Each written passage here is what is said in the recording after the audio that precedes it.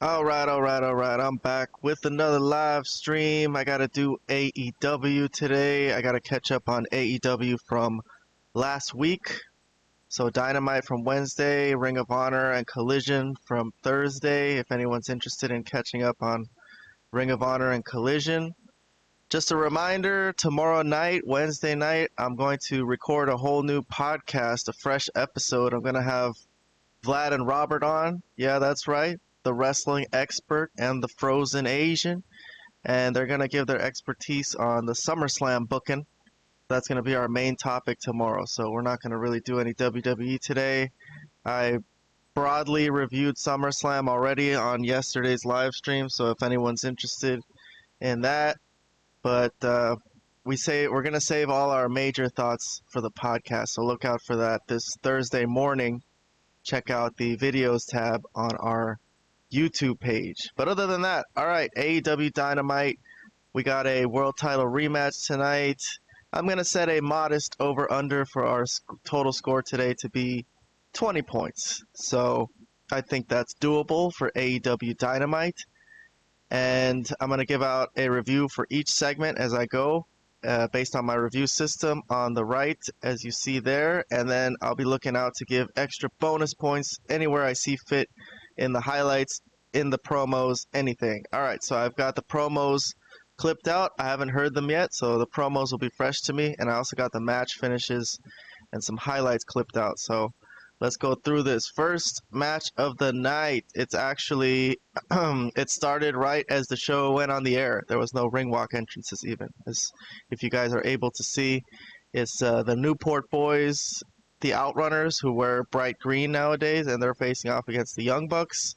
And this is for the Tag Title Eliminator Tournament, the World Tag Title Eliminator Tournament. Sorry about that.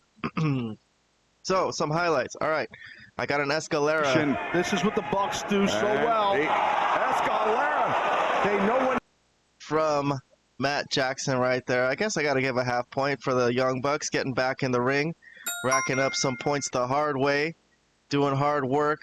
Here's Matt Jackson, who just hit that Escalera. He's yelling at Tony Schiavone at ringside. So I don't know. They're trying to get back into the swing of things as just wrestlers and, get some respect back. But here, this was almost a good spot, I wrote, as Nick Jackson drives Turbo Floyd's face into the mat, and then a backflip onto Truth Magnum, but that one, he didn't really land that perfectly, so I won't give any points. Anyways, I'm going to skip to the finish. Truth Magnum driven balls first into the post. The camera didn't really catch that, but that led to the finisher as Turbo Floyd, is in the ring. He gets kicked in the head, and TK driver. They still call it the TK driver. Sorry about that. That's my dog in the background. Someone's at the door, obviously, ready to invade us. But here's the TK driver. Sorry about that. And then that's a win for the Young Bucks. So they advance in the World Tag Title Eliminator Tournament. Teams are looking for a chance to face the Hurt Syndicate at Forbidden Door. So they are on the right side of the bracket. So the Young Bucks are over here, and they'll face the winner of Gates of Agony and Brodito, who is Bandito and Brody King, which I didn't notice that before because it was written so small. I thought it was just Bandito and he was looking for a partner, but his partner is Brody King. All right, so the Young Bucks, it's looking good for them on this side. And on the other side, we got FTR. So we might be looking at another FTR Young Bucks match in the final of Forbidden Door, it looks like to me. But regardless, the Young Bucks happy with themselves today. I got to review the match. The match itself, Young Bucks versus Outrunners, half a point. All right, Afterbirth. Okada comes out.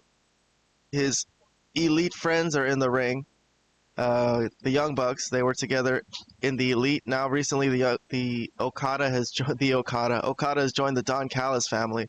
So this was a little strange, him just walking to the ring, shaking hands with the Young Bucks, and joining in a post-match beatdown of the Outrunners. So Okada, who's feuding with Swerve, Swerve's music hits. So out comes Swerve Strickland. There's Okada's face, his dramatic face, to show like, damn it, this guy again. So here is Swerve Strickland. So Prince Nana has to come out and do the dance, even though they're trying to save people. I don't think Swerve is really here to save the Outrunners, but he's here to fight Okada. Anyways, the distraction of Swerve causes gives the Outrunners a chance to knock the Young Bucks out of the ring. Okada gets caught in the ring and actually gets pummeled for a little while. Looks bad for Okada here as he takes a kick to the face from Swerve and I guess a back suplex, and that's it. He is chased out of the ring. So Swerve chases them onto the outside though as they're trying to leave. He's going to do a foot stomp onto the Young Bucks and Okada to end the segment. So not a good segment for Okada, who just come out to beat on the Outrunners. He thought he was going to have a fun little time, but ends up on his ass. And that's the unified title match that we have coming up at Forbidden Door. Okada is going to defend against Swerve Strickland. So, all right, the afterbirth. Okada coming out. His attack didn't work. Swerve came out all relaxed, the nonchalant, hit a foot stomp. I don't know. I'm not going to give this afterbirth any points. Am I excited for Okada and Swerve? I think it could be a good match. I think Swerve could carry him through that match. But regardless, I'm going to move on from this. I got a point on the board for my AEW Dynamite review. Leave comments below if you don't agree with my reviews. But I'm moving on for now. I got a backstage interview with Mark Briscoe, so let's listen in. Mark Briscoe, you are in action tonight taking on one of the most insanely gifted athletes that we have here at AEW in Ricochet. But on a personal level, let's talk about what's been going on. I mean, MJF has clearly gotten under... Burnett, you seen MJF tonight? You know where he's at? Mark, please, shut up. Shut up. Because you don't need to worry about MJF tonight. Who you need to worry about is me, because if your ass ain't careful, GOA and myself are going to send you packing out of Chicago in a coach of your own blood. Just like I did at Revolution. Do you remember that? I remember. Ricochet, listen to me. Let me forewarn you. Feel like a whole different man, a whole different animal than I was at Revolution. I'm on a war path. Tonight, I will whoop your ass. But it's just a fraction of what I got for you, MJF. Because MJF, you done crossed the line. Hey. Show Ricochet respect. None of that matters. I'll see you later tonight, loser.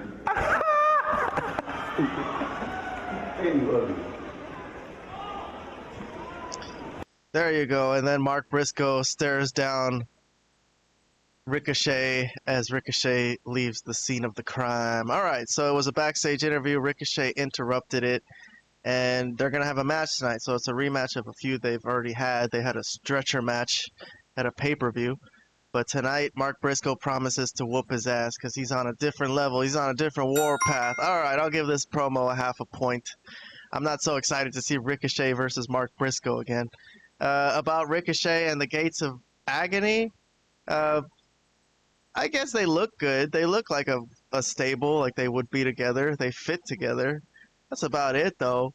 Kind of sad for Gates of Agony that that's all that ended up of their Ring of Honor dominant run of beating up jobbers for many months, that they become a flunky for Ricochet. Although they've had some wins themselves. They're still in that tag title tournament, as we'll see later on. But I'm moving on to the next segment. Next, I got a MJF promo backstage. So he's talking about the problems that the Hurt Syndicate seem to be having. They're not happy with him and how he just wants them to help him. Last week, Lashley told him, "I'm not your flunky," as he slammed MJF into a locker. So it looked bad last week. So MJF is here to say, no, everything's cool, and he's going to knock on the Hurt Syndicate door and air it out. So I'll just play it from here. But I'll spoil it for you. The only guy there today is Shelton Benjamin. So He's going to talk to Shelton, MVP, and Lashley are not here tonight. Hey, it's me, MJF, from literally the biggest movie on planet Earth, Happy Gilmore 2, and also your future two-time AEW World Champion. But you already knew that. See, the reason I got the cameraman over here is because there's some scuttlebutt online that the Hurt Syndicate's in trouble, and I'm here to quell that. Hey, Shelton, my main man! Listen, I want to talk to you about last week from the bottom of my heart.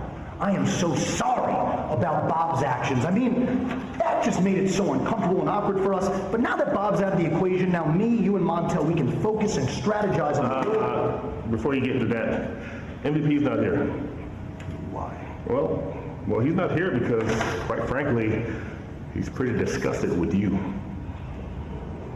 As far as Bobby goes, well, actually, do you have the time? No, Shelton, I gave him my watch. You gave me your watch. You mean this watch? Yes. This is your watch. That's a nice watch, Max. It might be the nicest watch I've ever seen come from Temu.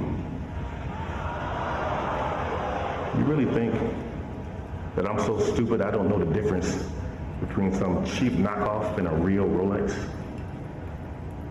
But thanks to your show of generosity, we've been on you the whole time. And the only reason you didn't get laid out months ago is because MVP stuck his neck out for you.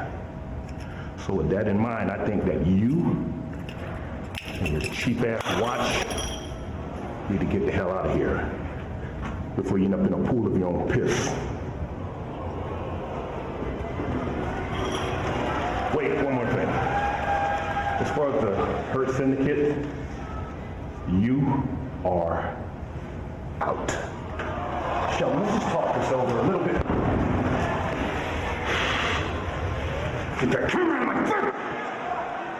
All right. Very interesting segment. A lot to unpack there. MJF is pissed off, wants the cameraman out of his face. That segment didn't go as he planned.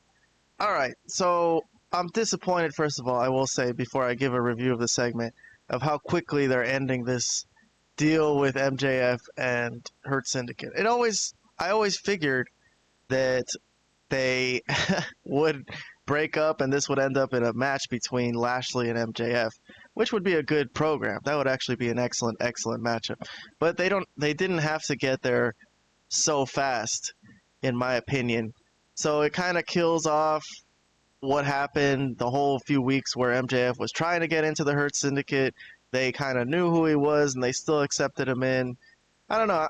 To me, this is all looking bad for the Hurt Syndicate because they let him in what? Because he gave him a Rolex? Like, are they that vain? They have money. They have been big time wrestlers. So they're swayed by Rolexes and cars, I guess. I don't know. It makes them seem very vain for materialistic objects. And what are they, like women? Are they gold diggers or something? I don't know, man. I am not digging this for the Hurt Syndicate. Also, why is MJF lusting over Shelton Benjamin? Maybe Lashley I get. If you have Lashley and MVP, the smarts, okay. But today it's just Shelton Benjamin. Shelton Benjamin is nothing without Lashley and MVP. What has Shelton Benjamin been in his career? An Intercontinental Champion? I guess. I don't know. I think he gets a little tiny bit too much respect in AEW only because he's part of the Hurt Syndicate. He looks more menacing because he's part of that stable. But all right, what can I give this segment? I want to give it a thumbs down, but I think I'm just going to land on not giving it any points at all. And I'll wait and see if anything interesting will come of this. I think there'll be some interesting stuff, but I am disappointed already in how this has panned out so far. Maybe they can salvage it with a few good segments or something. My ultimate hope in the beginning was that MJF would win the world title and the Hurt Syndicate would help him.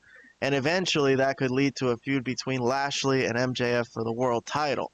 Because if I was booking this show and I was trying to book my main event for the biggest show of the year, I think that's basically the best I could come up with. Former WWE champion Lashley, freaking menacing looking guy, and MJF, the consensus best wrestler in the world, pretty much. That's what I would book. But all right, we'll see what they come up with.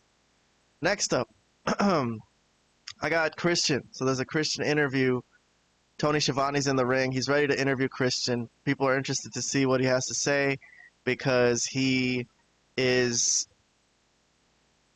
just been betrayed by, sorry, I'm pulling up the clip. He has just been betrayed by his family, his son, the patriarchy, the stable was called. I guess he was dating Nick Wayne's mom, and Nick Wayne was like his son, Kip Sabian as well, but they turned on him at All In. So here's Christian. He's going to cut a long promo here. He thinks he deserves a lot of time on the air, but he's going to get interviewed here by Schiavone, and he's going to explain everything. So get ready for this. For you Christian Cage fans, this is going to be a big chunk of this show, I feel. At All In, seemingly the patriarchy was dismantled, and Adam Copeland comes out, returns to AEW, comes in the ring, tells you to find yourself. When do you give us your reaction to all of that? Tony, my name is Christian Cage, and I'm an asshole. Thank you, Mr. Anderson. Never been spoken.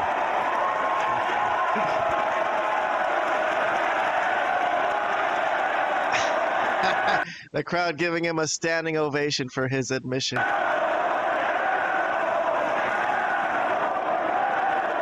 Now I'm the type of asshole, you can hold the microphone, it's your job.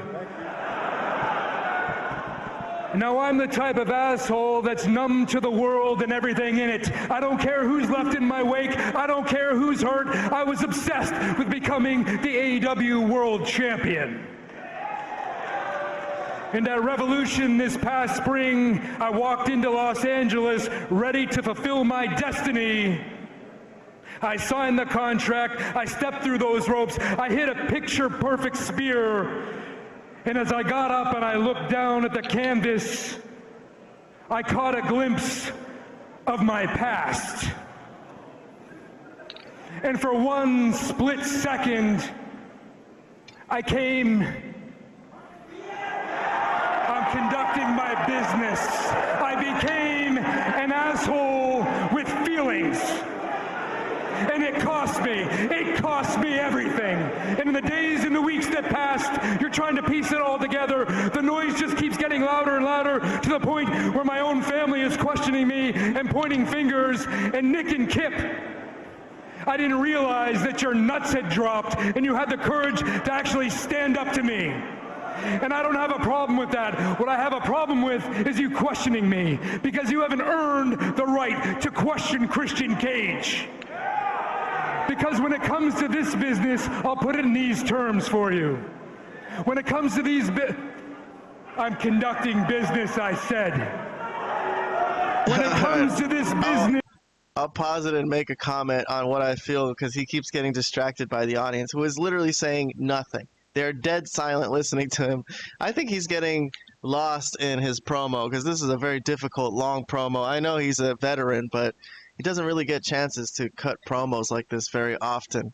So I can understand if he forgot his lines a couple of times and used the crowd to get a pause. But all right, so he's saying he's all right with Nick Wayne and the bunch turning on him, but they did blame him for ruining the world title shot, and that was their main reasoning for turning on him, because they said he's lost it.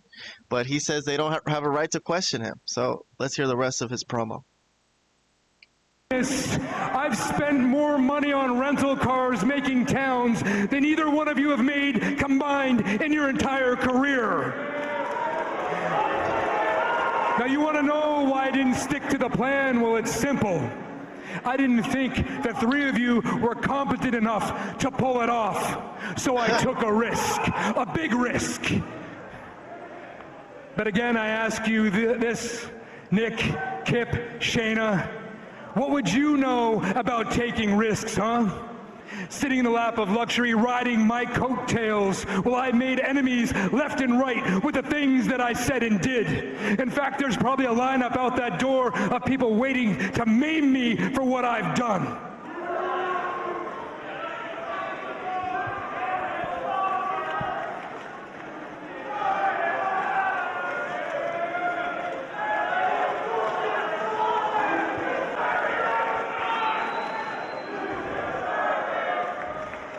As for you, Adam Copeland, I heard what you said out here a couple weeks ago when you reminded everybody of the things that I said and did to you.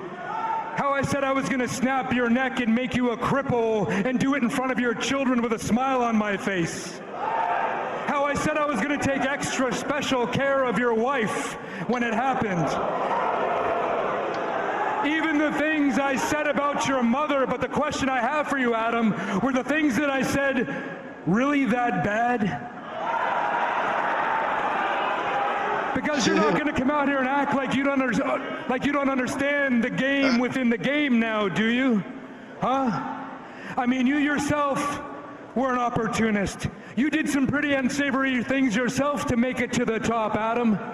So maybe you should get off your high horse and look at it through that lens, because I'm pretty sure when you look at your bank account and the accomplishments hanging on your wall, your head risks... I'm conducting business.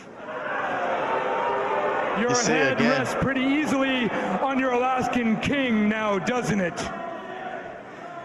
Now, as for the last time I saw you, Adam, you told me to go find myself.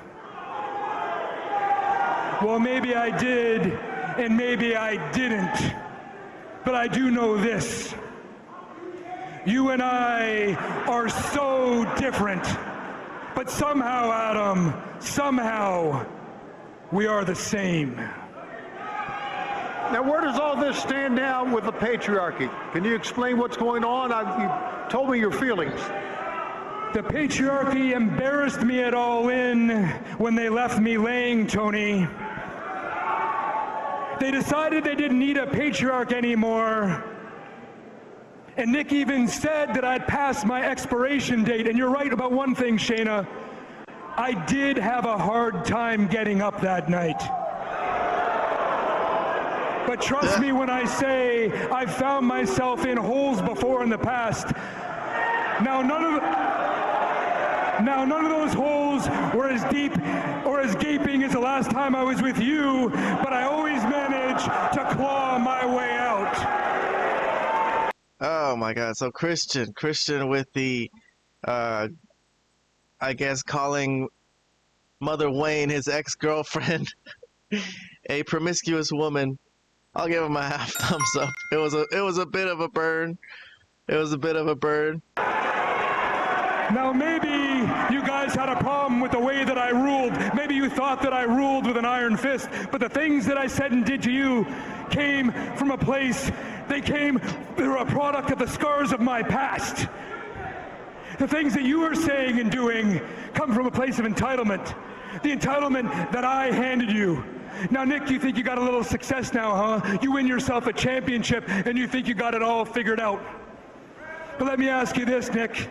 How's it going to go when you have to show up and answer for all those things? What's going to happen when you have to show up and actually fight? Say what you want about Christian Cage, but when I show up, I always answer the bell for the things that I've said. Now, Nick and Kip and Shayna,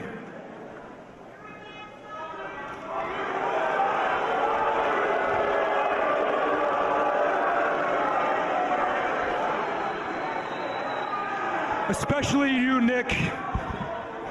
I'm going to stand out here and I'm going to admit it right now. You have more talent than I do. You were the prodigy, and I did care about you. I protected you from everything. And you have the audacity to call yourself the new face of AEW now and forever. Well, trust me when I say this, you have every tool to be that, but you're going to have to go through Christian Cage to get there. Nick Wayne, in your young life, you already have one dead father. And now you have another father that's just dead to you. Because of this very moment, Nick Wayne and Kip Sabian, I disown you. All right, that's the promo. Very long promo. All right, despite him getting hung up like 2 or 3 or 4 times and stuttering a little bit, that was still a very difficult, impressive promo.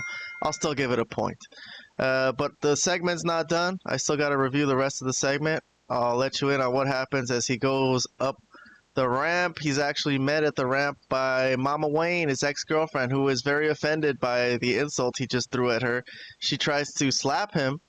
He holds it. I mean, he catches her, and then he sees Nick coming, or not Nick, Kip Sabian coming. So he's ready for the ambush, and then Nick Wayne from the other side, so he's surrounded, and they take care of Christian Cage, put him down. Nick Wayne tells him, "You disown me? No, I disown you." And then they give him a double concerto and smash his brains in.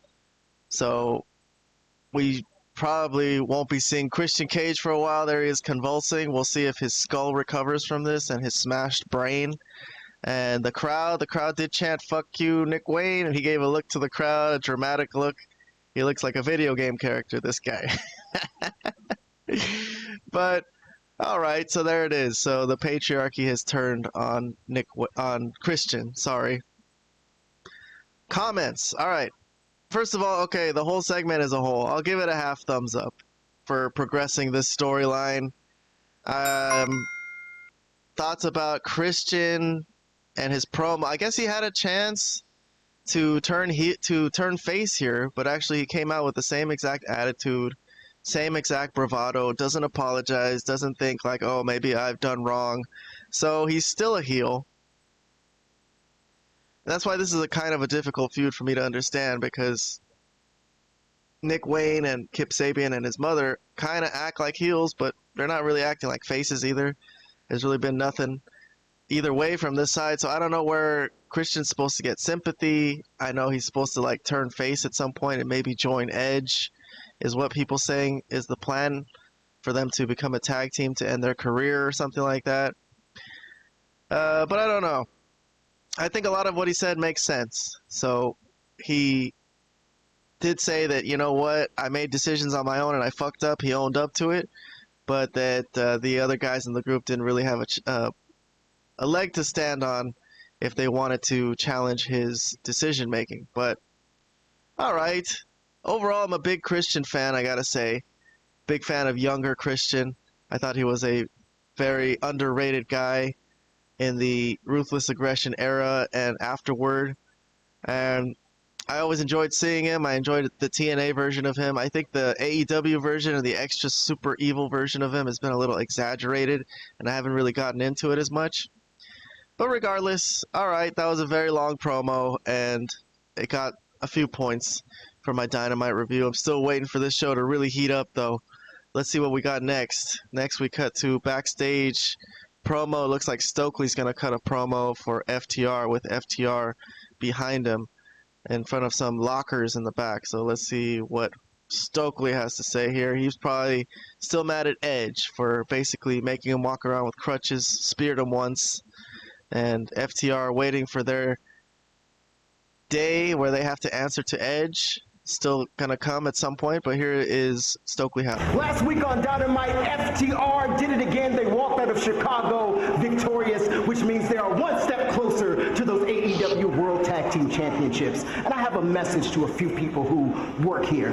Adam Copeland, after what you did last week, you are banned tonight from the building. And if I had it my way, you'd be banned tomorrow night on Collision 2.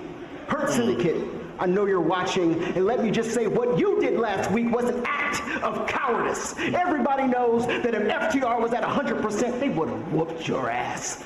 And finally, Juice Robinson, Austin Gunn, gang, gang, bang, gang.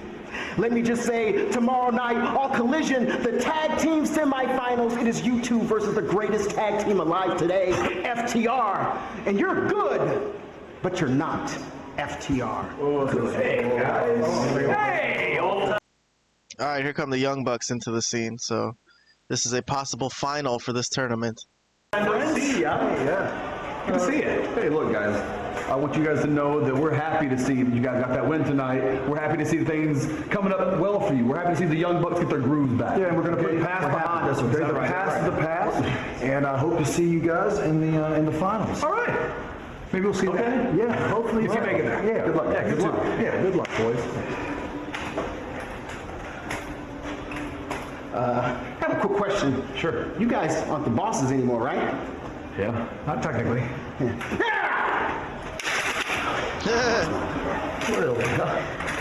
Yeah, walk away. Everybody here is so damn fickle, I swear to God! Well, Collision All right, so there was a lot there. All right. Let me see. Let's break it down from the beginning. Stokely. So Stokely was talking for the FTR at first. I guess he's their mouthpiece. I don't know why they feel like FTR is so bad at cutting promos that they need a mouthpiece so badly. But all right, so he talks for them mostly these days. He addressed Edge. He got Edge banned from the building. Again, that's a weird thing. I don't know why he has that much stroke. He addressed the Hurt Syndicate. That's a heel versus heel matchup, I guess. They could, although I don't know if the Hurt Syndicate are really heels. They have MJF in the stable, but that's a weird one.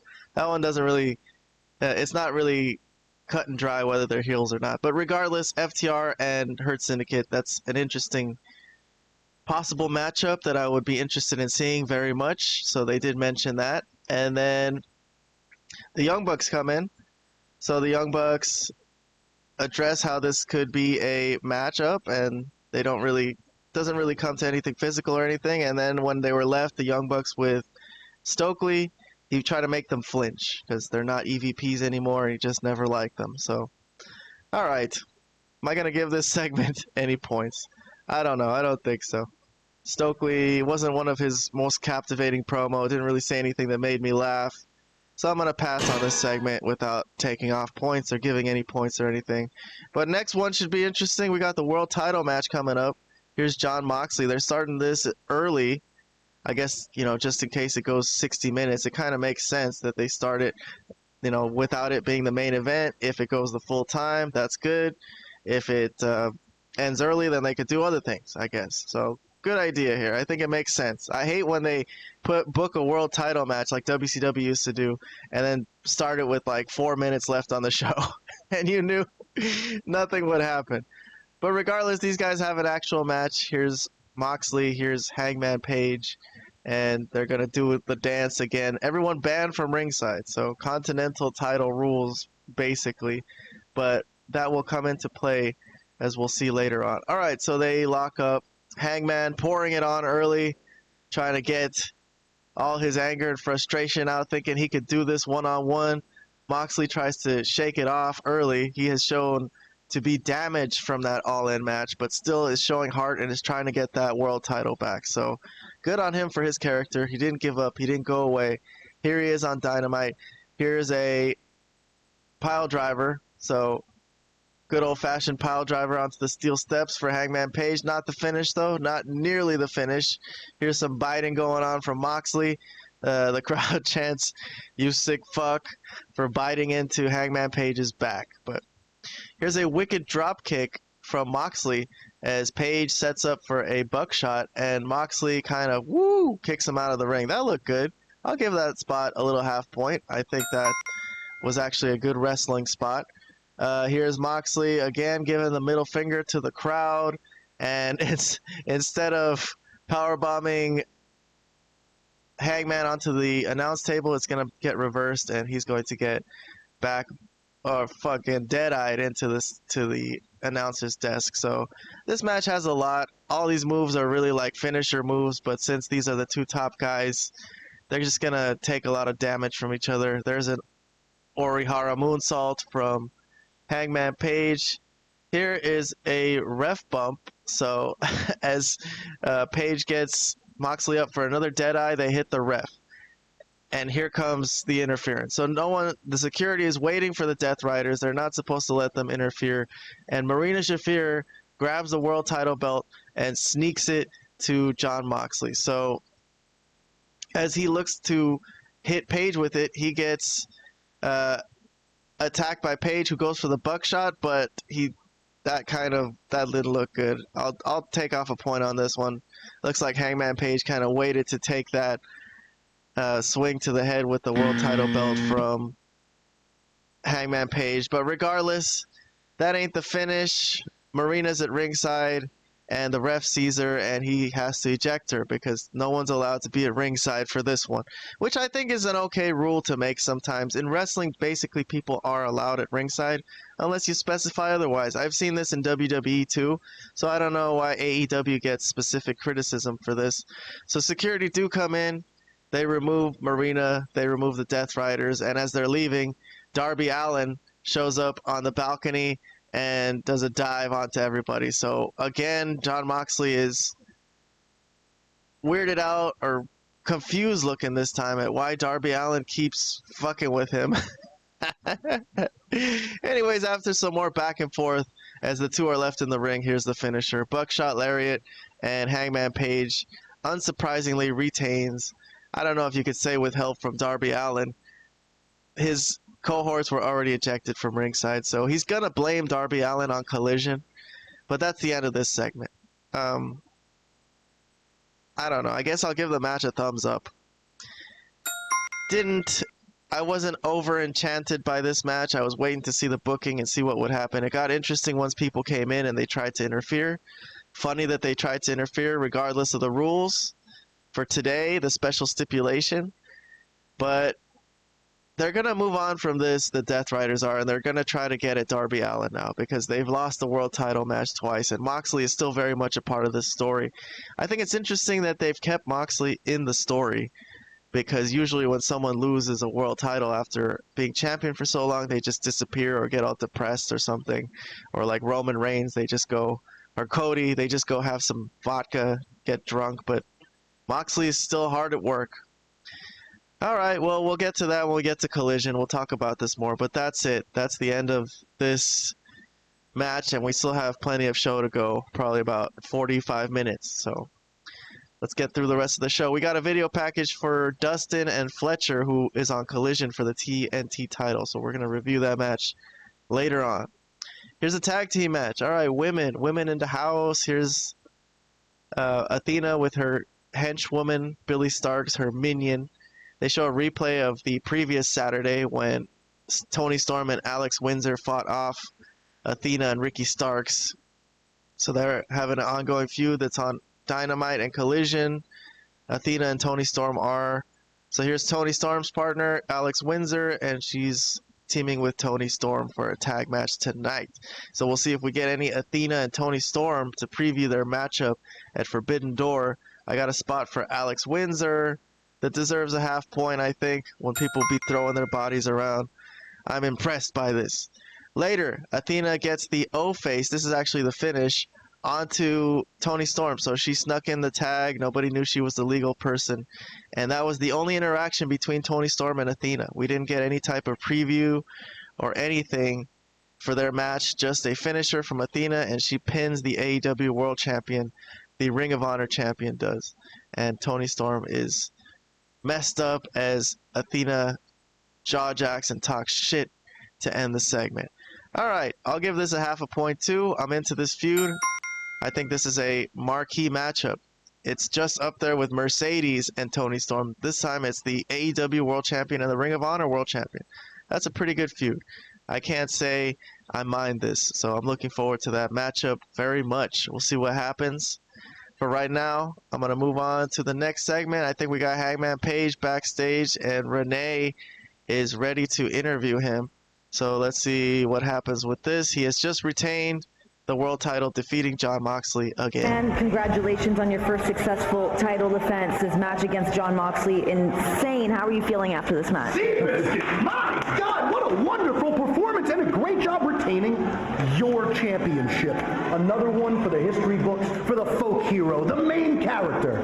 Although, last time I checked, heroes don't stab people in the face with forks, but hey, Hangman did nothing wrong, right? Although last week you did do something wrong, Hanger. So you decided to call me a coward, which I do find quite odd because I think you're the coward in this scenario.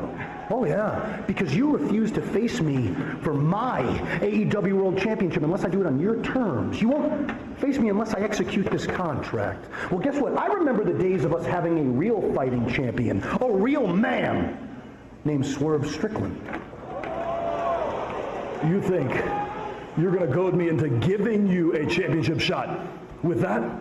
You think that's it? You think that's going to do it? You are going to have to earn it or use this contract. There are a line of men in front of you for a shot at this World Championship. One of them is someone that I've known for more than a decade, someone that I look up to and respect, someone named Mark Briscoe. So if you want a shot at this World Championship, you got to jump in front of Mark Briscoe. You got to fight Mark Briscoe.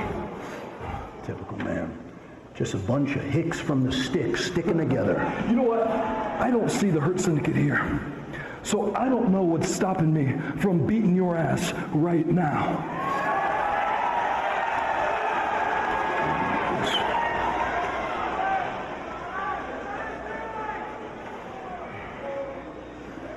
And MJF exits the scene. All right, Hangman Page is there. This was actually pretty good. I'll give this a thumbs up. I like this stuff between Hangman and MJF. MJF still trying to goad Hangman into giving him a world title shot without him actually cashing in his title shot contract, so he could have that as a spare backup in case he fails, I guess. So, interesting plan from MJF. MJF is all over this show. I think that's a good thing.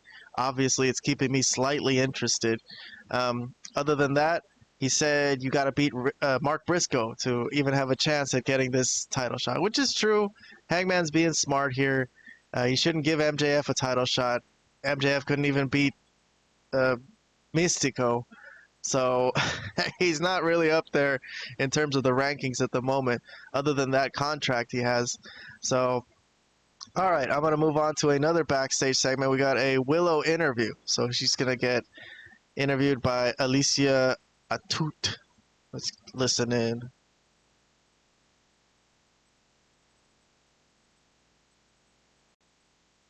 All right, it looks like my recording of this AEW Dynamite doesn't actually have this promo. I can't hear anything that Willow's saying, so I had to look it up online. Looks like she's talking about Tekla, not Chris Statlander, on this night, and she talks about having a match booked with her the following night on Collision. So she promises to take out all 8 of Tekla's legs, I guess she says. So, interesting matchup. That's a solid matchup. I'm actually looking forward to that. That's not a bad booking from Tony Khan. That's a Tony Khan, you son of a bitch moment. Sometimes I like his booking. But okay, so that's going to be a marquee matchup on Collision. Make that somewhat worth watching for the people who show up to watch that.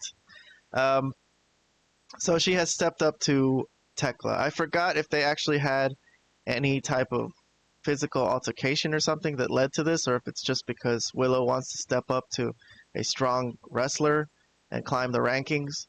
But regardless, I didn't see this. I didn't really actually listen to this promo, so I'm not handing out points at all. It might have been funny, I don't know, but I guess for all of eternity, unless I somehow see this promo someday, that will be one that I missed, sadly. All right, we're on to the main event. There is plenty of time left in this show, like 25 minutes, so I was kind of skeptical that this would be the last thing on the show, but yeah, it did end up being the last thing on the show. It's Ricochet versus Mark Briscoe. They replay a bit of that stretcher match they had, that pay-per-view match they had, but yes, here comes Mark Briscoe, and I'm going to skip ahead. I'm going to skip ahead to when Gates of Agony enter. So Gates of Agony are here to help Ricochet, and Ricochet is going to try to use a steel chair. The ref, for once in AEW, has some cojones and takes the chair away. And I got to play the audio of the slap to the head that Mark Briscoe gives Ricochet right here. Lifts him over, and now he kicked him. That's so messed up. So messed up. Licked his hand before he did it too. All right, I got to give a point. But here's a low bridge, they call it, the commentators do, when the Gates of Agony pull down the ring ropes, as you see on the left over here, and Mark Briscoe has to fall through. So I'm not really liking this spot. I'm seeing this a lot in wrestling these days, where when they pull the ring ropes down, it means like, okay, they're gonna like fly through it, but okay. Here, Mark Briscoe takes out Bishop Khan on the outside because these guys are interfering too much. Here's another spot for Mark Briscoe flying over the top rope. That's a nice one. I'll give that a point, actually, because he did go all the way over the top rope. Nice looking flip over the top. Got Ricochet a little bit, and then here comes Brodito. So Brodito, who are facing off against the Gates of Agony, this is a good chance for them to come in and thwart them, as Mark Briscoe's a good guy and he could use some help. Anyways, that leaves Mark Briscoe in the ring alone with Ricochet to hit him with the J Driller and get the victory. So nice match. I don't know, I wasn't really into the match too much. I'll give it a half a point. I've already seen this match. We've seen them have a stretcher match. Mark Briscoe's trying to get a world title shot, I guess. I mean, he's not really trying to, but in his quest to face MJF, he's picking up some wins and looking impressive. So maybe he is on that path, and Hangman Page even said, I would like to give him a shot before he gives one to MJF. But okay, here's the post-match. There's an afterbirth. Mark Briscoe is going to try to cut a promo. So here he is grabbing the mic after his win.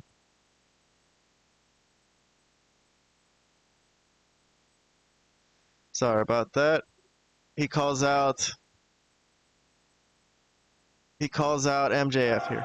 Ladies and gentlemen, we just getting started tonight. MJF!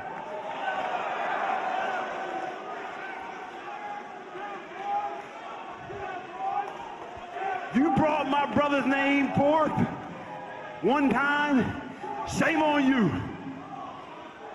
But you brought it forth again, shame on me if I don't obliterate your ass.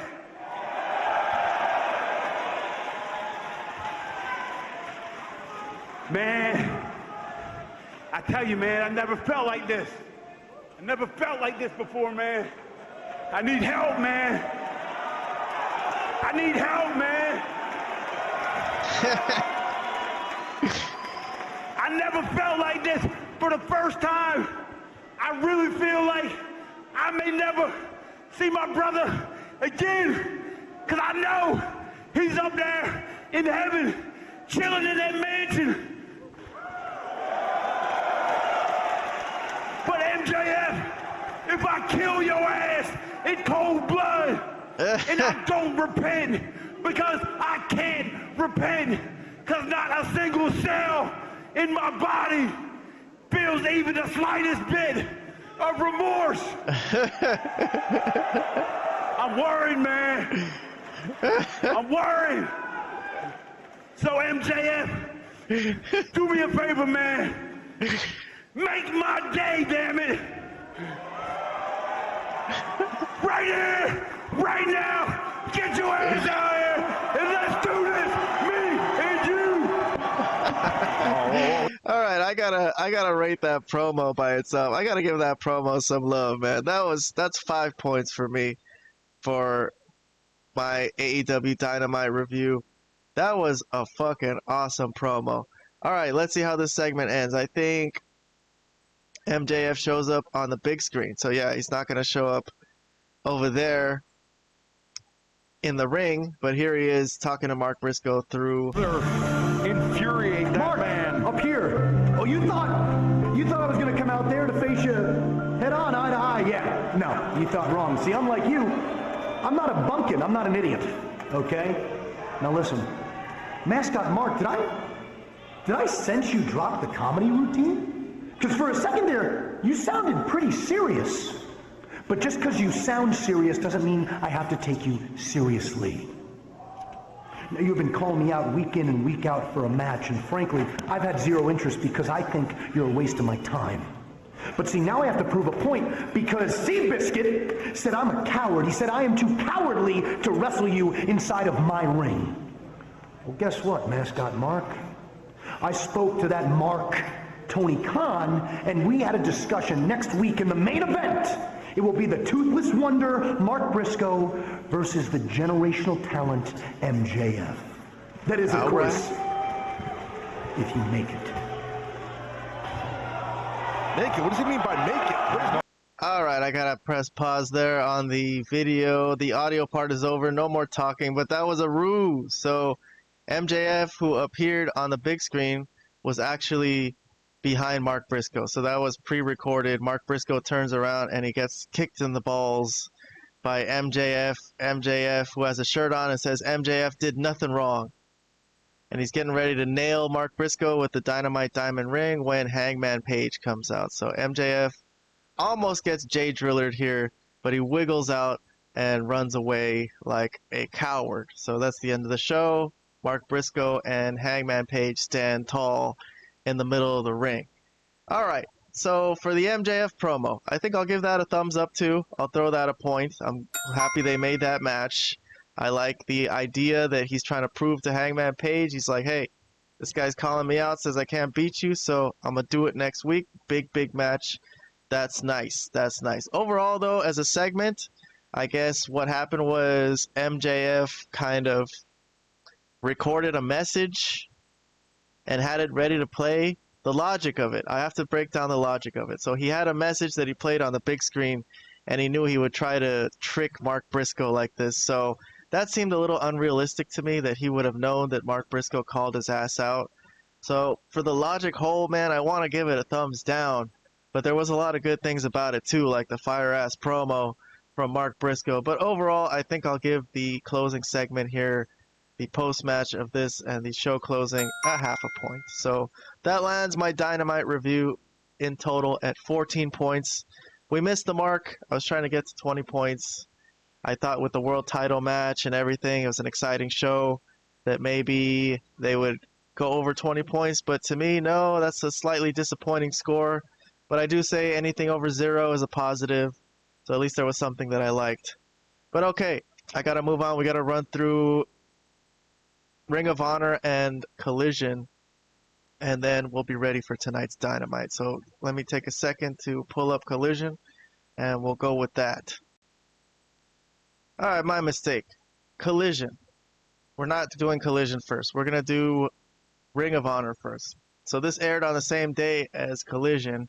Collision was preempted to Saturday instead of, from Saturday to Thursday. It usually airs on Saturdays, but there was SummerSlam this weekend, so they didn't want to run against that because nobody would have watched. So they put it on Thursday night. I think Thursday night should become their regular night because Saturday kind of gets fucked up too often. But regardless, Ring of Honor aired the same day as Collision, probably recorded before it. So that's why I'm going to do Ring of Honor first. Nothing really substantial happens here that affects the show, the main show, but I'll run through the booking just so you guys know who had some matches, I guess. First up, we had MXM Collection as a tag team. They have Johnny TV with them, and they had a pre-match video package promoting their Seed fragrance, which is a double entendre for something inappropriate. But regardless, they're facing off against the Conglomeration, Hologram, and Tomohiro Ishii. I gotta give this spot, I gotta say, I noticed a spot from Hologram that I didn't really like too much, as he was going to try to attack Johnny TV on the outside, and Johnny TV is very willingly there to catch him for the Hurricane Rana. So I thought that looked fake and staged. I gotta take off a point for my Ring of Honor review. But here's the finisher, Hologram with a 450. Off the ropes. That looked good. So it's a win for the Conglomeration. I'll give Hologram's move a half a point, but for the match itself, I am indifferent to it. I don't care at all. So that was just a filler match to me. Next up, John Cruz getting a single match. It's interesting. And he's facing Gringo Loco. All right, interesting booking. Code of Honor here. That's technically a Code of Honor handshake, but still disrespectful from John Cruz. I'm skipping to the finish, though. Here's the finisher from Gringo Loco. These two really tried to work the crowd on this night, but it wasn't really working. Nobody cared for this preliminary matchup. I don't know if this was recorded before Collision or Dynamite or what. But Gringo Loco with the win. I'll give him a half point for his finishing move, looking so amazing with his weight. But for the match itself, again, even though they tried, I couldn't get into it. So I'm moving on from that. Win by Gringo Loco. Next up, Jimmy Jacobs, who appears to be a 5-time Ring of Honor World tag team champion, as it says. All right, so he has history in ROH. He's no scrub, and he's facing off against Blake Christian, who is accompanied by his friend Lee Johnson. All right, interesting singles match. I thought maybe these guys would kind of shift to tag team wrestling, but no, it's another match for Blake Christian today. No code of honor as Blake Christian pushes him, and here's a spot that I kind of like from Jimmy Jacobs. This might be my moment of the show as he pulls off his glove and slaps him. It's just like, yeah, what am I supposed to do, man? You disrespected me. There we go. So I'll give that spot a point. I don't know the last time I've seen someone take their glove off and slap someone with it in wrestling. Here is the obligatory Blake Christian through the middle rope spot, spinning around. I don't know what he calls it, but it's very impressive every time he does it. I'll give that a half a point. In the end, it's a Blake Christian win by submission. So I am not surprised. Blake Christian's the one they've been pushing. Jimmy Jacobs wasn't disrespected. Definitely. He looked all right. So for the match itself, I'll give it a half point this one. First one that I thought was kind of interesting and decent. Always good to get Blake Christian over here. All right, next up we had a video they played of this guy, Paul Walker Hauser, his name is. I guess he's an actor. And he's working a program with QT Marshall that stemmed from, I guess, Revolution 0 Hour when QT threw a cup of something in this guy's face. So I'm not too into this promo. I'm not too into QT feuding with anybody, really. I don't know. I know he can do wrestling, but he doesn't do wrestling in terms of making it seem real. And he invites all these people in, like celebrities. I know he got like Big Boom, AJ or whatever that was. And these really minor celebrities that nobody cares about, like really fringe celebrities. I don't know. I have a rant I want to make about celebrities in wrestling eventually, that especially WWE.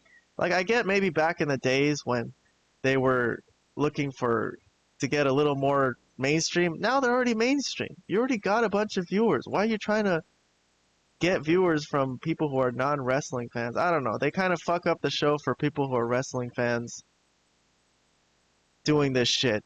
So it kind of pisses me off.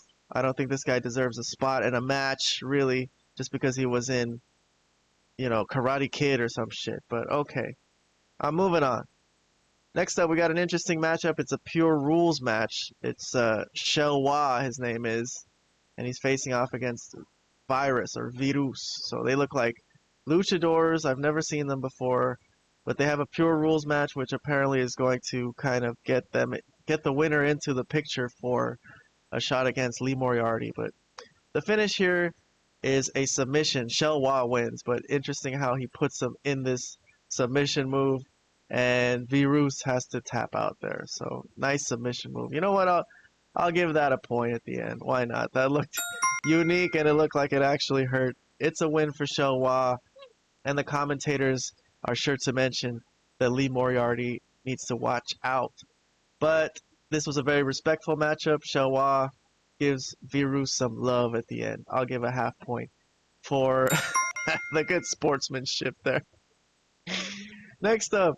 It's the main event. It's actually a Ring of Honor World Title match. So Adam Priest is getting a shot, and the Workhorsemen, I didn't know are friends with Adam Priest, but okay. Here's Bandito, and there's a Ring of Honor Code of Honor adhered to, although Adam Priest doesn't want to let go of it, and takes a shot at Bandito to start the match to show he's serious. Here's a nice spot from Adam Priest with a drop kick onto Bandito. Definitely didn't look like a scrub here. So he put in not a competitive, super competitive match. In the end, it obviously was a Bandito victory, but I think it was enough to earn a half point from me, because although it was obviously a Bandito victory, I think they worked it well enough. This girl seemed to be very happy with it. She was very happy with Bandito winning. And Bandito showed respect to Priest at the end, and that's the end of Ring of Honor. All right, 4 points. 4 points for ROH. I'm gonna accept that as a positive. It started off slow. I thought we might have a negative show for once. 4 points for a little ROH show with a few matches. I think it's fine. I think there was a couple things that I enjoyed. I like the slap that Jimmy Jacobs gave to Blake Christian with his glove, stuff like that. That makes me think wrestling is still worth something as long as it made me just chuckle or enjoy it a little bit. So, all right, not the best episode. You can skip this episode. But regardless, we got to skip to Collision. That's the last thing we got to review, and then we'll be ready for Dynamite tonight. So let's reset the clock back to 0, and let's do Collision.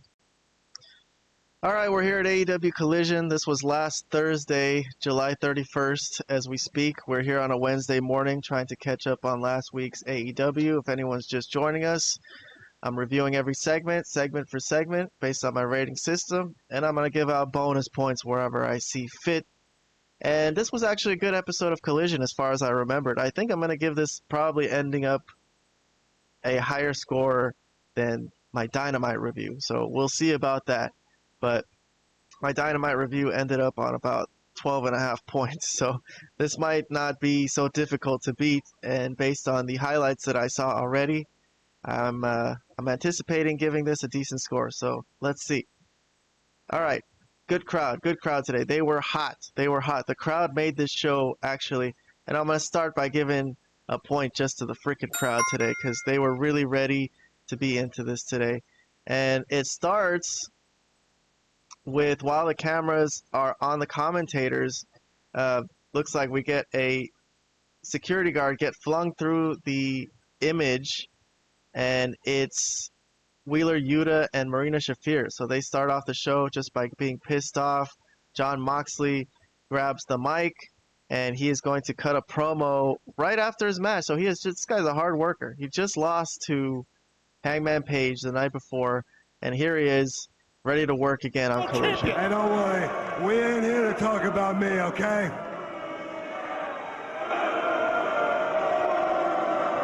8 months ago, a young fella named Darby Allin got himself thrown down a flight of steps and put in the hospital.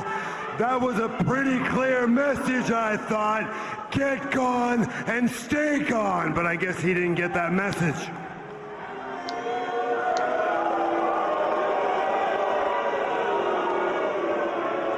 And since he didn't succeed in getting himself killed on Mount Everest, he's back in AEW and he's messing with me and my people. Darby, look, I ain't stupid. I know you're here. You've been here for a few weeks, hanging on the balcony. I don't know if you're in the lounge area at the bar, hiding in the bathroom or something. I know you're here. Why don't you come out and show yourself? I ain't got time for this. I ain't stupid, man. I know you're here. You show your...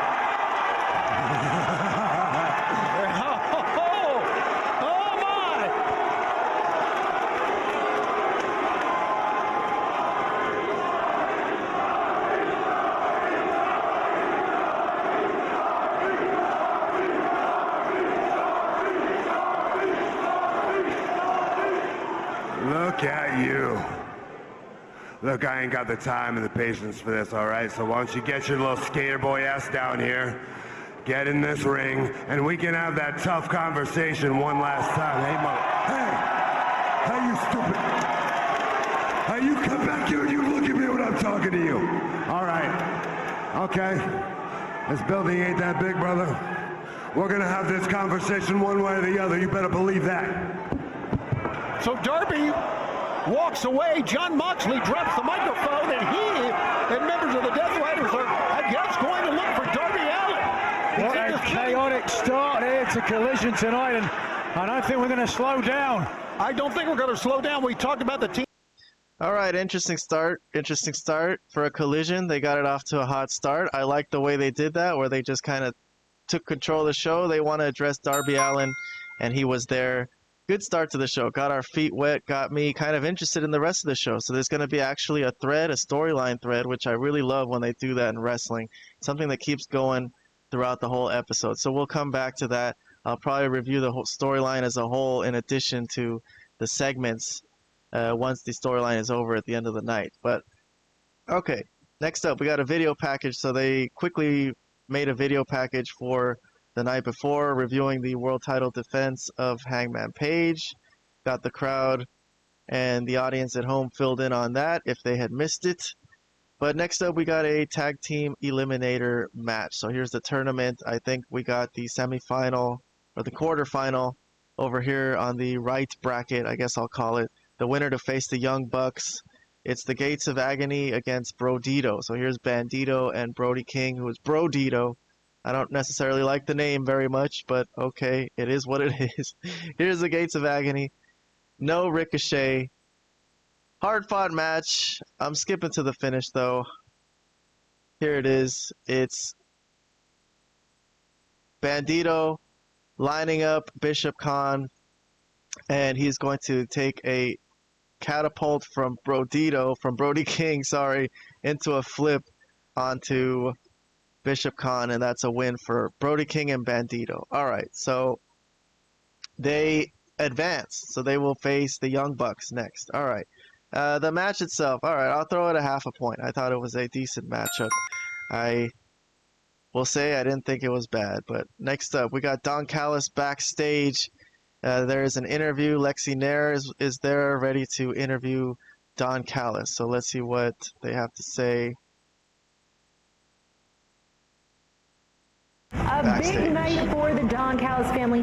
Don, tonight Kyle Fletcher vies for the TNT Championship in the main event against Dustin Rhodes. But what kind of preparation would you say that Kyle Fletcher had coming into this match? All of the preparation, I want everyone in the locker room to listen to these words. All of the preparation is for what happens after.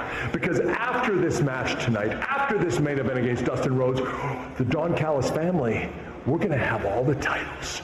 We're going to have all the power. We're going to have the numbers, and we're going to have the money that comes with it. I like that. Speaking of money, your Vigo the Carpathian looking ass better pay what you owe. I know that you're not stepping to me about money I step in front of a camera. anybody about Do you? anything. I Step want to somebody like me. You want it, son? Let's go, homie. Let's I'll go. give you a scar match. Here's what's up. Let's go, What's up? Let's do this. Come on, let's do this. Okay, Lance, it's okay. He's cool. He's got a point. You got a point. Maybe there's some money we need to talk about, but There sure is. perhaps you could do a little something for me, because you see, I see this team Skyflight as a real problem for the Don Callis family. Maybe if you and your lads could take care of a little business, then you and me can hang out and talk about your cheddar later. How about that, huh? See what you can do. Take care of it. Show me something. Tony's bad news went All right, so what happened there? Shane Taylor stepped up to Don Callis because they had a match last week for money. One of them $400,000 8-man tags, I think. And Shane Taylor Promotions were teaming with Don Callis family, and Don Callis family wasn't really on the same page with them. They had like a little pre-match spat that was kind of weird, and then in the end they kind of lost. They just lost. So here Shane Taylor is blaming Don Callis, and Callis is pissed off, saying, hey, you stepping to be about money on camera. I'm a big Shane Taylor fan, and this was a nice little way to make a match between Shane Taylor and Lance Archer. I'm going to give this segment a thumbs up. Throwing a point here for this little backstage thing on Collision. All right, next up we had a video package. It reviewed MJF and Mark Briscoe. They will face off on Dynamite this Wednesday, so that's a good feud that they got going.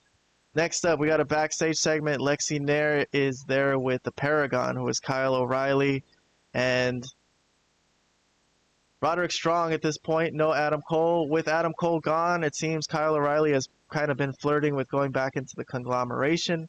They have like a little weird little buddy drama here going on. Let's see what we can learn from this segment. Roderick Strong, Kyle O'Reilly. Last week after Collision, you guys went out for Roddy's birthday. Hope you guys had a heck of a time. But Kyle, I have to ask, are you in the conglomeration? Well, I'll have you know, Lexi, the conglomeration, it's a lifestyle, okay? I never left. And as for Roderick Strong... Kyle! Listen, dude, I get what you were trying to do on Saturday, and that's great, but I'm still trying to wrap my head around all this. I mean, when I came to AEW, it was to help my best friend. Then I lost my best friend. Then I got my best friend back. And now I've lost my best friend again. Well, hey, you had fun on your birthday, right? Dude, are you even listening to what I'm saying? Hey, of course I'm listening, man. Listen, the conglomeration, there's no pressure. All right, it's just a group of misfits that like, support, uplift each other, that want nothing but the best for each other. It's a good thing. Speaking of which, hey gang! Hey, how is? Guys, we just wanted to thank you once again for that Brazilian butt lift birthday bash last week. We had a great time. Roddy, say thank you. He's not normally like this. Yeah? You're embarrassing me. Anyway, seeing as you guys still have maybe $100,000 or so left, maybe we could go out tonight and, do some more team bonding. Dude, that sounds awesome, dude. I totally want to do that, but first, I gotta get my sights focused. I've got a match against Tekla coming up. I need to warm up. She's got a match against Tekla! She's gonna squash that spider like a bug! You got this, girl! In fact, you gotta get going! Get warmed up! You got this!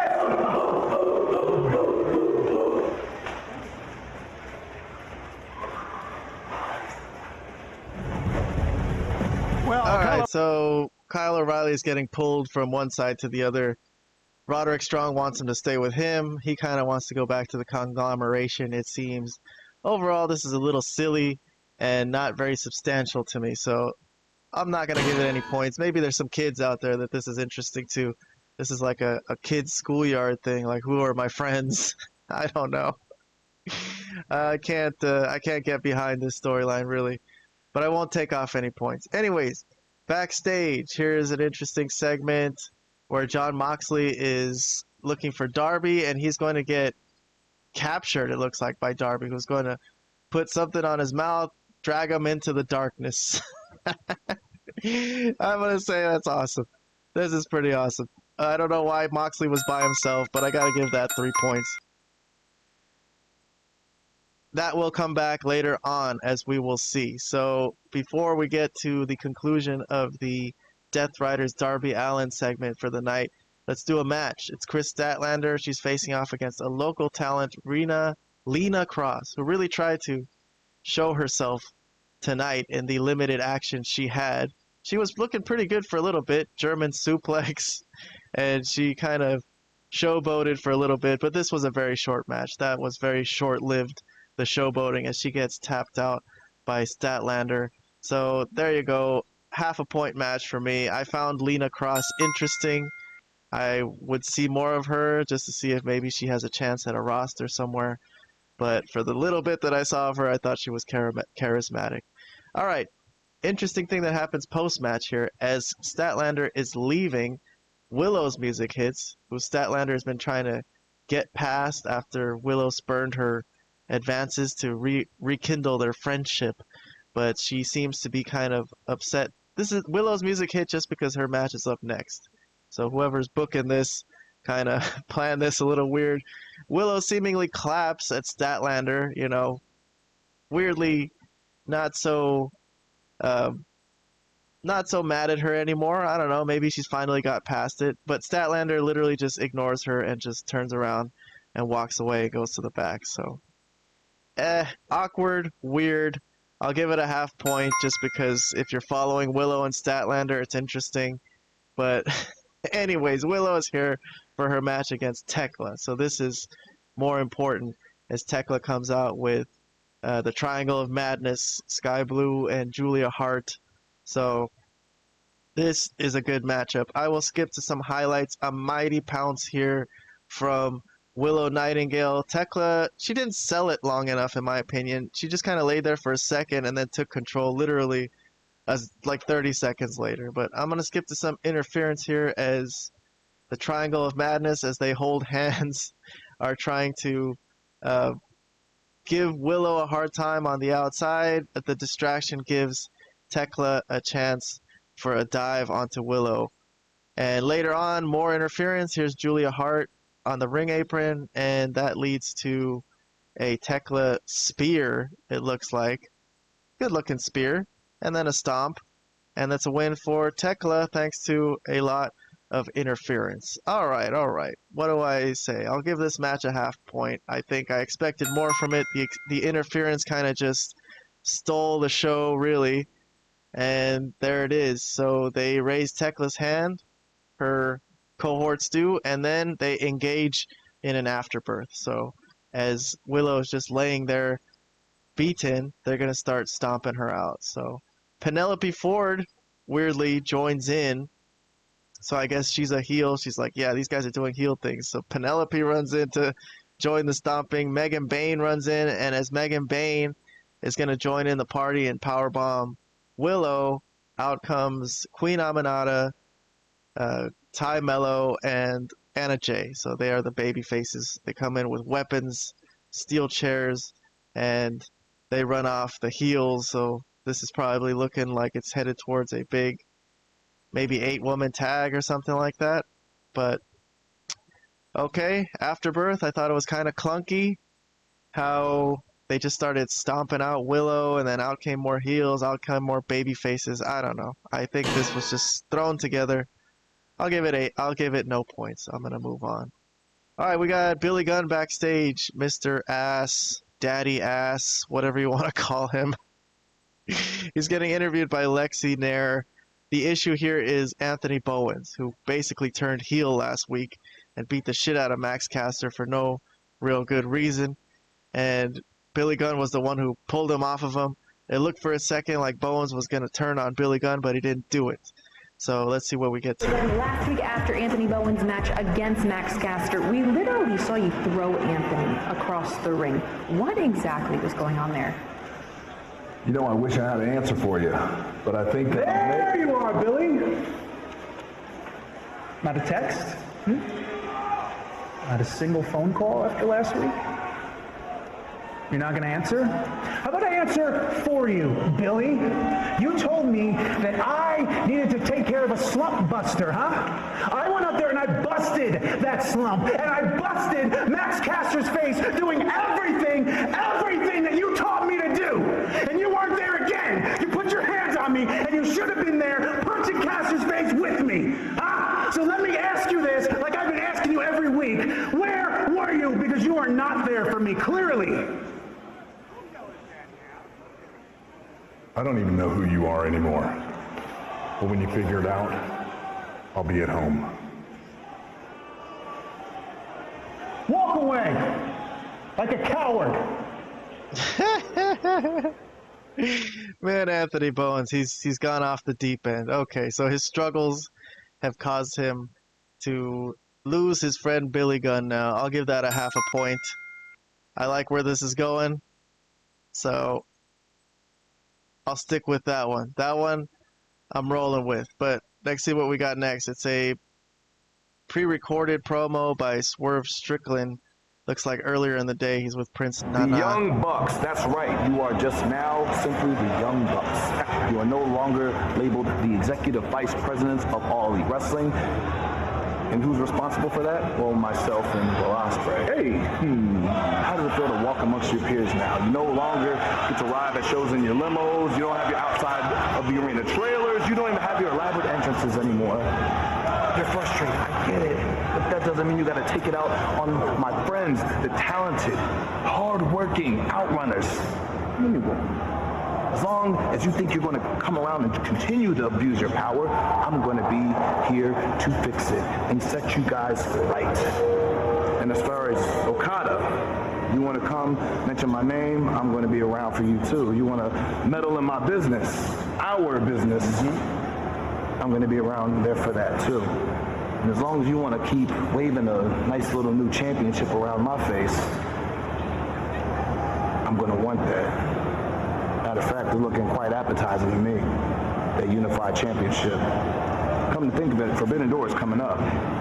Let's just say me and you are going to have a little conversation. Is that right? Some whose house?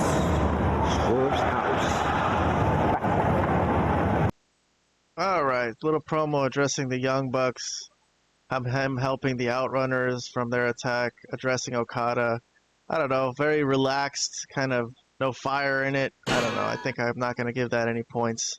Didn't feel much from it. They do show a replay, though, of Swerve the night before, what he was just talking about, as him and the Outrunners beat up on Okada. And we got an Okada promo. All right, so Don Callis is with them. Unfortunately, Don Callis is going to do most of the talking, but I'm going to press play anyways. You know, the great Okada and myself, we've got a lot of belts. And that's because of him. Because this is the best bell-to-bell wrestler in the world. This is the best big match wrestler that I've ever seen. Okada is Mr. Big Match, Mr. Clutch. But we got to listen to Swerve Strickland making wolf calls every week. He's hanging out in the alleys with a degenerate manager, Prince Nana, challenging Okada. There's one problem you have, you know, Swerve, you're a great athlete. The problem that you have, the thing that you are missing that this man has is class, a simple 5-letter word. You got one other problem. You take strategic advice from an idiot, from a glorified backup dancer, coffee salesman, piece of degenerate garbage. Prince Nana, he takes his advice from me, and my track record is on the money. So Swerve, if you're looking for an answer, if you're looking for us to cower and make excuses, Okada has an answer for you. Swerve, we don't need a talk. At Forbidden Door, let's just fight, bitch. Love it. We don't need to talk. Let's just fight, bitch. You know what? I didn't actually mind Don Callis' promo as much as I usually do. I think he made a decent point about Prince Nana being a degenerate and him having a little more, you know, accomplishments in the business than him. I'll throw Don Callis a half a point, and for Okada saying, let's just fight, bitch, and the match is set. So, I don't know who I see winning. I think I see Okada keeping the title, but I guess I could see it going to Swerve. Regardless, I'm moving on. Here's an interesting tag match. It's FTR with Stokely on crutches. For some reason, Daniel Garcia is on commentary. They got to have him do something. And these guys are facing the Bang Bang Gang. It's for the World Title Eliminator Tournaments. Unfortunately, the Bang Bang Gang is only half of them, but they still brought cardboard cutouts. So Juice and Colton Gunn are going to face FTR. So this is an interesting matchup because some people called FTR against Juice Robinson and Jay White one of the greatest tag team matches of all time on Collision a couple years ago. This is the same match, except Austin Gunn is filling in for Jay White. So it doesn't really have the same star power exactly, as Jay White is probably a stronger character than Austin Gunn. No offense to Austin Gunn. But regardless, still, this is a strong matchup for this tournament. As the Learning Tree look on from the back, I don't know why they keep showing them. They're already out of this tournament, but they still want to show that they're involved in this tag team picture. All right, here's a spot they tried the other day that actually worked when Stokely gave his crutch to Dax to get leverage, but this time they got caught and the ref saw them. So I liked that spot the first time they did it. I liked it this time too. This time the ref catches it. They looked funny when they were getting caught. Here's Cash nailing his own guy with a splash off the top rope as Juice gets out of the way. That was a nice little spot. I'll throw that a half a point. And then here's the finish. Here's interference from Stokely as Cash nails Austin Gunn. He's not the legal guy, but the ref didn't see it. And Dax with the pin. I don't know. That interference spot and that finish didn't really do much for me. Unfortunately, this match didn't really do much for me. I expected more when I saw who was in it, but I'll still give it a half point for being a serviceable tournament match. And FTR are in the final, awaiting the winner of the Young Bucks and Bro Dito. So interesting, looking very much like we're going to get a Young Bucks FTR final. So we shall see what comes of that. A video package for this is for Athena and Tony Storm. They've been reviewing everything that they've got going on, and I think Athena's going to get a chance to cut a promo here. Yes, here's Athena, the Forever ROH champion, discussing her match with Tony Storm coming up at Forbidden Door. Hello, minions. Let's talk about last night and why I didn't execute my championship opportunity, huh? Last night, Tony Storm took an O-face. She went down, she stayed down, and it was the most beautiful thing I've ever seen in my life. Because in that moment, I realized one thing. that I don't respect Tony Storm, and that it's going to be extremely easy to win the AEW Women's World Championship. Do I have your attention now? Are you not entertained? Have I not proven year after year that I am the most dominant champion in all of wrestling, and I deserve my golden flower? So this is what we are going to do. I am going to sign this contract, but not when you think, Tony. Not in Chicago, not in this crap ballroom, in a place where I can have a supernatural spontaneous moment.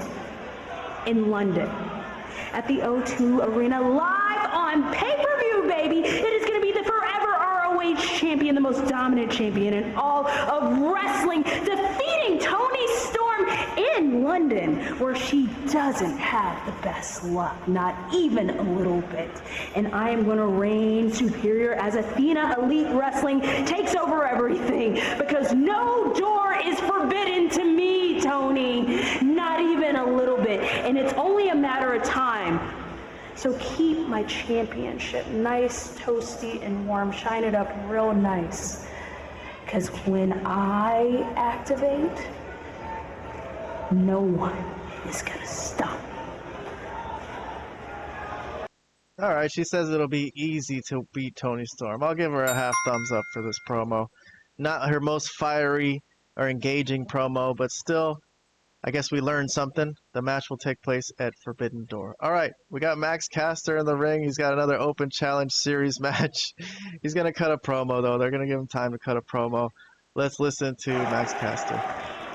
And like Max Caster, who, by the way, got his ass kicked by Anthony Bowens severely last week. This Open Series Challenge has been a disaster. I guess, I don't even know what the point is, really. The opponents are supposed to last 5 minutes in the ring, but then it turns into he's trying to last 5 minutes with them. It's so sad. He gets so much airtime, though. But he is a very sad wrestler, man. His career has plummeted really as far as it can go. But let's carry on and listen to what he has to say today. I have some bad memories in this city, but lucky for the Maximaniacs in Chirac, cheer you up, and you get to chant my name.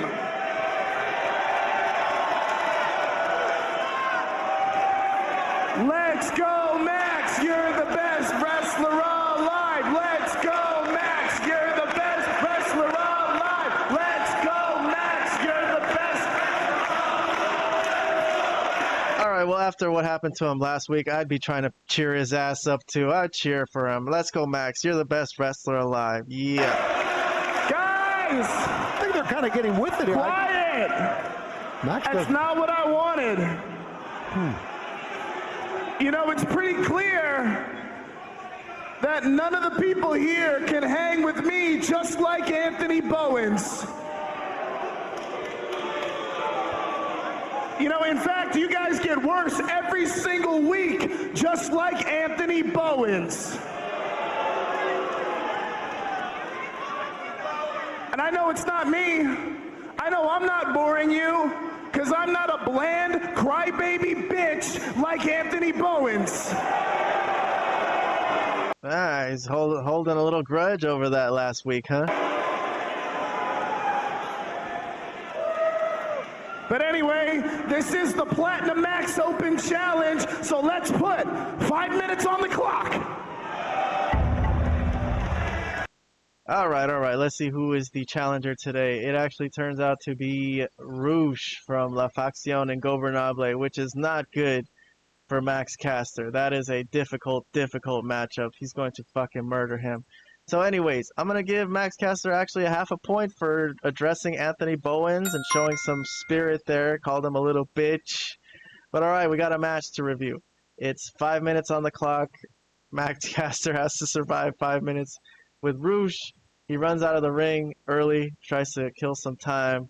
But funny thing here, Rouge, who doesn't speak English, basically doesn't know that it's a 5 minute challenge. He just thinks it's a match. So he doesn't even take the clock into account at all. And the match is over. It's a 5 minute match. I'll give it no points. But the post match is interesting because Rouge is confused as the ref is trying to tell him what the fuck, but he pushes off the ref. He just doesn't give a fuck that it's a 5-minute challenge or not. He wants to beat the hell out of Max Caster. And look at this fucking kick to the face Max Caster takes. Jesus fucking Christ. Oh, poor Max Caster. Oh my god, I gotta...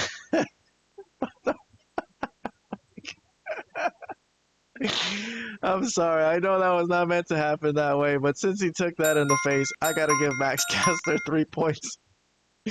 And then Roosh is looking for the pinfall. It looks like he's got him beat, and his boys run in and tell him what's going on. He's like, what the fuck? So they continue beating up on Caster. Security comes out, they beat up on security, and they try to continue the beatdown on Caster when Jet Speed show up with AR Fox to fight off with Roosh, I guess, and LFI. So they fight off, and Max Caster is left in the ring, beat up, but he gives the crowd a little encouragement as he raises his hand to show that he's alive.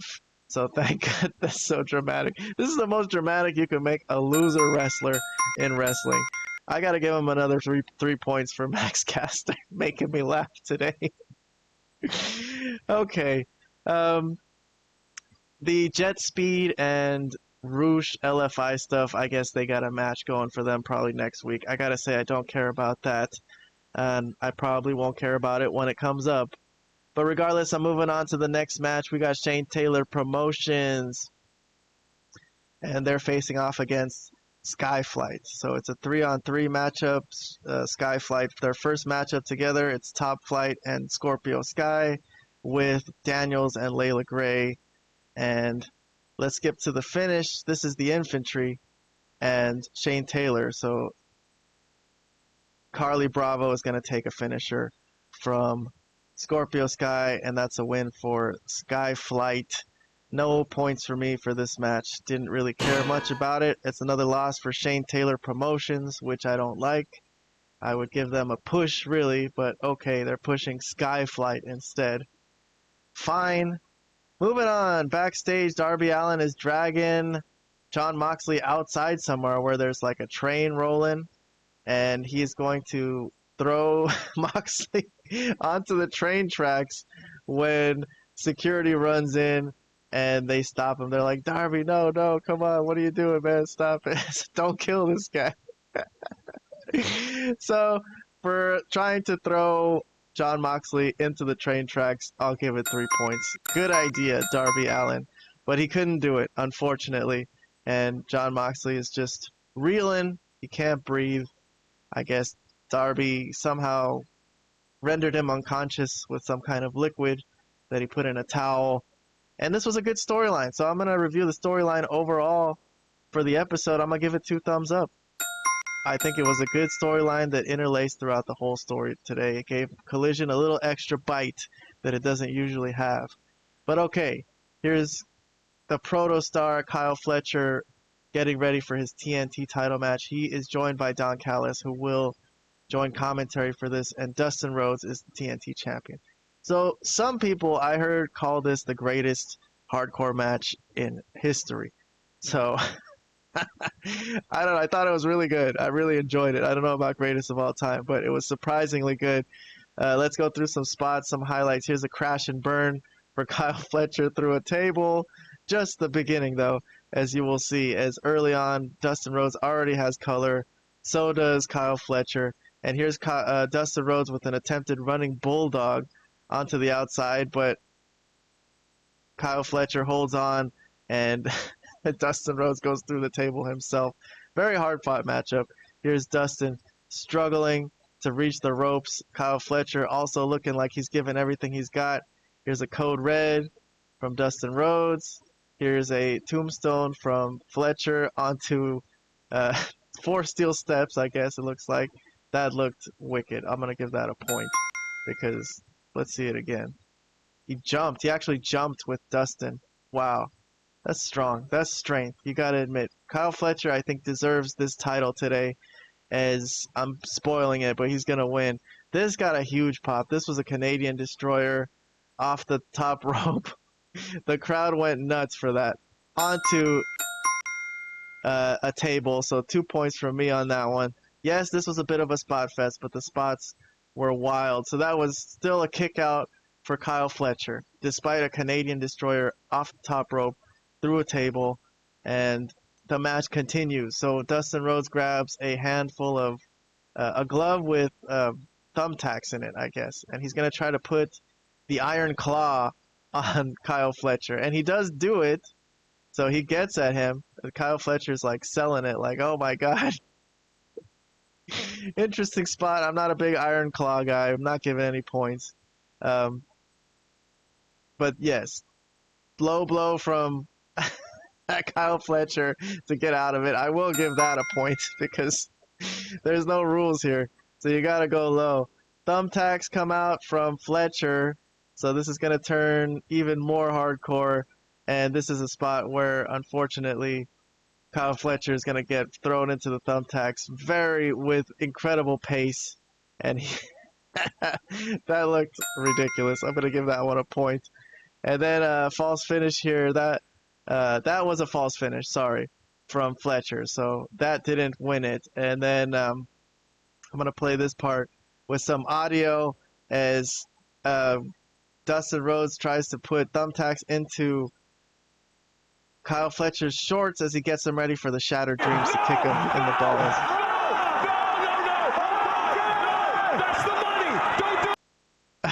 Don't do it. That's the money.